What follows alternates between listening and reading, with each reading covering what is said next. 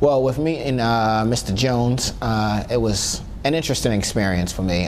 Being an ex-offender myself and having a Corey, I work currently, my name is Darrin Howell. I work currently for Boston City Councilor Chuck Turner's office, and I'm his Director of Constituent Service. Darrell wrote several elected officials, just community stakeholders, just more of a letter of cry for help, saying, you know, can someone come up here and hear some of the ideas that I would like to share? And I think that the community as a whole would benefit from some of the ideas that I want to raise. So meeting Mr. Jones, it was based on, one, me having a record, wondering whether or not I can even get back in an institution, and finding out if he is that credible inmate that could really speak to the mass of the prison population.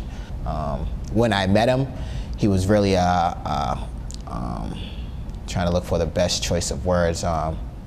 Wouldn't want to say aggressive, but he really had a strong passion for what he was delivering, seeing that it could be a definite positive effect on the community, on the outside community.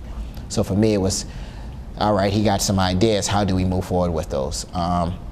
The counselor, you know, I treated Darrell as a constituent, you know, this is his ideas, this is the people I need to connect with, such as the Commissioner of Corrections. At the time, he just became the new commissioner, Harold Clark, and thought this was a good opportunity to form these type of relationships with the inmates and the communities as a whole, and really moved on that agenda. So I went about that journey of connecting to these people that was in a position to, you know, grant this approval, with the first task of organizing a community meeting.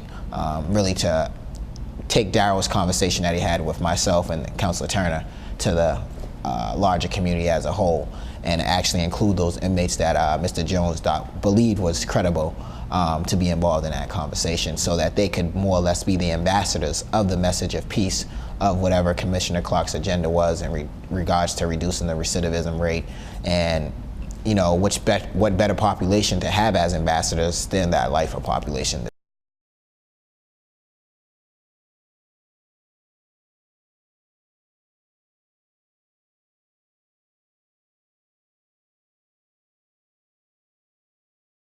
Yeah, for me, it was thought about with Mr. Jones that, you know, in order for you to be a participant in the program idea that was your vision, you need to be quiet. You know, you really don't need to be aggressive in terms of, you know, you don't need to raise certain issues. You need to be quiet about how things get done, and it's impossible. You know, it was really impossible to say that, you know, it's already been identified throughout the Harshberger report that there's a cultural problem within the institution between the guards and the inmates. So once inmates are moving in a more positive direction, the guards want to shut that down to keep that aura of control within the institution, no matter if it's positive or negative. But in this instance, it happened to be all positive. And like I repeat, you know, I believe they didn't want that to happen, because what happens if there's nobody going to prison? I believe that we were starting to make progress in at an alarming rate. You know, I think it was moving too fast for even DOC policy and the people on that level to really understand, like, wow, why is this population of inmates, which we understand that, you know, the minority population is the majority population of institutions. So if you got all the inmates of minority descent, African Americans, Hispanics, you know, now saying, you know what, we're not going to commit crime. We are going to be invested in our community, because we see now that our community is invested in us. So we want to we want to reconnect. And I think that reconnection really scared the department.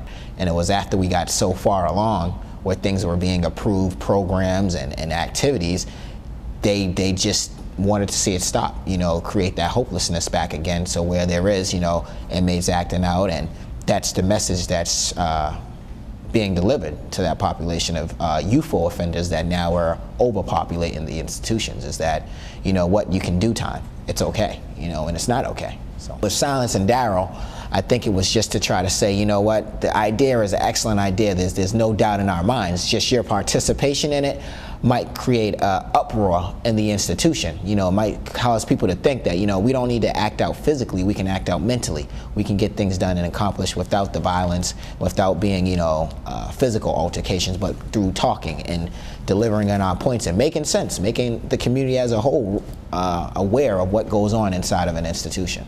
And I personally believe that selling out was the problem, is that, you know, I raised issues about that culture because the inmates, along with Darrell, was aware that I was the connection to the DOC department heads for the most part, the commissioner, deputy commissioners, and those people are the programs. And it was me saying, I don't mind moving on these visions, and I'm doing it free of charge. It's no one's paying me, the counselor or anything, but I see the value in what's being presented. I think the large stream media seen the value in what was presented, through Kylie Harriet, the public apology from Anthony Warren, and just the inmates coming out saying, don't end up like us. It wasn't a skit straight, it was more of a reality check. And I think with Darrell, it was more or less, don't raise issues because you're not in a position to raise issues. When it's saying, hold on, I'm personally being affected. I'm not an animal. You're not going to cage me in. I'm doing everything right. And if you're in a position to, oversee these people that are deemed my supervisors to say, then they're not doing their job correctly. And I had no choice but to deliver that message of, these men are being targeted by your staff because that culture still exists that has not been addressed.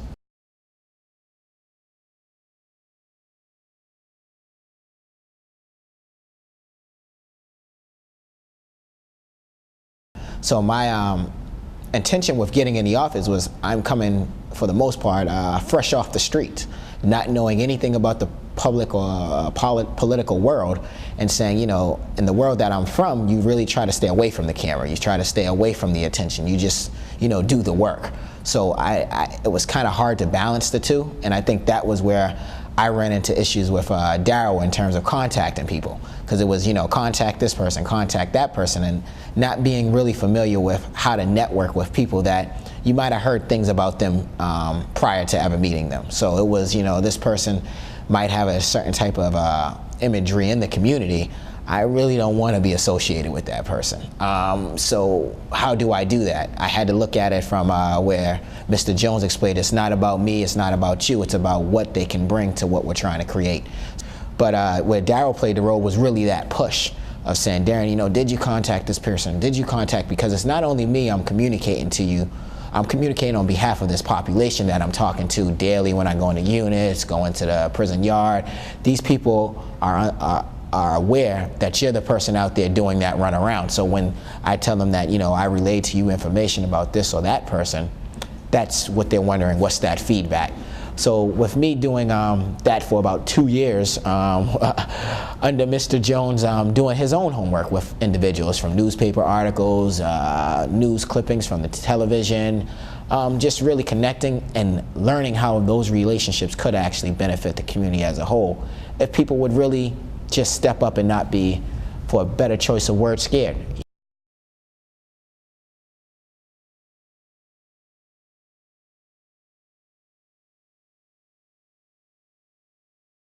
He never pushed that innocence to me. It was more like, did you connect with this to do this? It was like, well, you said you're innocent from the day one, but you never talked about your case, you never brought it up. So it was my own investigative process that said, I want to see, your transcripts. I want to see what it was. And he released it to me. He let me read it, and actually reading it through, it didn't add up. So all that, plus him never really being, I'm innocent and that's why, you should listen to me. That wasn't his agenda. It was more, I'm here to help, and if it's meant for me to be out of here, I'll be out. But in the meantime, this is what I'm going to do with my time, is give back. And I think that as it relates to Mr. Jones not giving up and DOC wanting to see that happen, I believe that they're probably more than shocked at seeing the fight Darrell has in him, of saying, you can move me, you can, lock me down, but you can't lock my mind. And as long as my mind is available to be used, then you're really you're never gonna defeat me.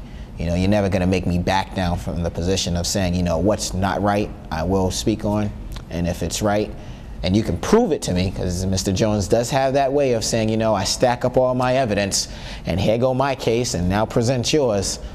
I don't think anyone has a winning chance against Mr. Jones in an arena of, have you done your homework? So Darrell, he has my blessing, he has my support in whatever he's doing. I'm definitely here for him, and I really can't say enough about the person except, get to know him. Don't shut him out by what somebody else said about him. Go actually meet him.